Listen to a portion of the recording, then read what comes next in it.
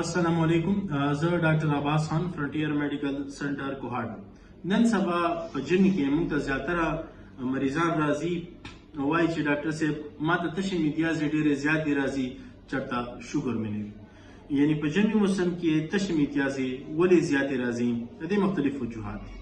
نارملي یو کس په ورځ کې 4 ځله تر 10 ځلې تشې میتیازې کوي، دا یو نارمل دي، خو اوسطاً 6 تر 8 پورې هر سړی کوي.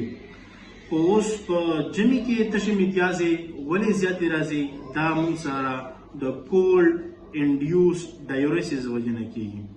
په دې کې لومبی چې کوم دی په ژمي کې موږ سره وازو کنسټرکشن کېږي، ساړه وي د باندې د خپل انټرنل انوایرمنټ ګرم ساتلو دپاره زموږ بدن وازو کنسټرکشن کوي، او وازو کنسټرکشن وجې نه چې کله تنګ شي نو هلته په ګردو باندې زور راځي او میتیازې بار زیاتې کېږي.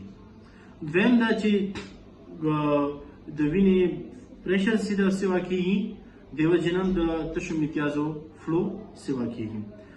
بل زموږ ګردې چې کوم دي هغه ریسپانس د هغې داسې وي چې نارملي زموږ کې والیوم ډېر زیات وي، او هغه والیوم کمولو لپاره ګردو باندې پریشرز راشي او هغه د باندې وباسي، یعنی نه پرېږدي ګردې چې ډېرې تشې میتیازې سټور شي او د باندې وباسلو لپاره کار کوي، نو دې وجې نه هم تشې میتیازې زیاتې راځي.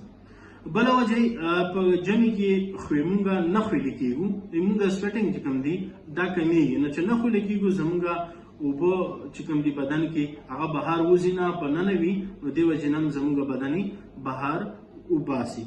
هغې نه علاوه موږ په جمعي موسم کې چای، کافي یا نور داسې ګرم مشروبات استعمالوو چې موږ خپل بدن ګرم ساتو. نو چې مشروبات ګرم استعمالیږي، چای ډېر استعمالیږي، نو موږ بدن کې سټور کېږي، ډېر زیاتېږي، او استعمال یې کم وي، نو هغه هم د تشو میتیازو د لارې د باندې وځي. بله وجه د موږ اکټیویټي خپل فعالیت چې کوم دی کار هغه زموږ کم وي، نو چې کم وجې نه چې هغه موږ بهر اوبه تشې میتیازې موږ ته ډېر راځي.